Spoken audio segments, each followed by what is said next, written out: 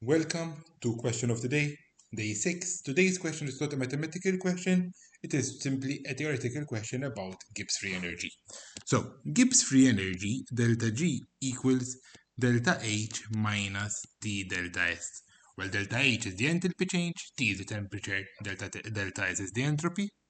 Now, for this, we have an interesting question. The question is, ammonium nitrate is dissolved spontaneously and endothermically in water. Spontaneous means that delta G must be negative. Now, there are four scenarios, four possible outcomes. Delta H can be positive or negative, and same with delta S, it can be positive or negative. So it gives rise to the four different possibilities.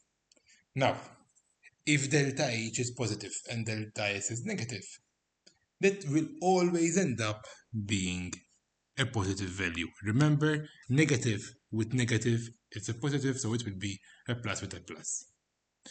If delta H is negative and delta S is positive, that will always end up being a negative value for delta G. Again, minus times plus is a negative. And then there are two scenarios where it depends. Okay? When they're both positive, it's negative when T delta S is gonna be larger than delta H. And where they're both negative, delta G is negative when T delta H is gonna be larger than T delta S. Okay? And this has to do with the fact that if delta S is positive, the second term becomes fully negative. Okay? So if it's gonna be larger, delta G will be negative. And for the second term, or the last term to be honest, when delta S is negative, the delta S becomes positive overall. So that will turn delta G positive, so it's gonna be larger than delta H. Now the question is, what can you deduce about the sign of delta S? If I'm gonna have positive delta H, okay, because it is endothermic, and delta S, the process is happening, so we must be in that scenario. So delta S must be bigger than delta H, but delta S must be positive.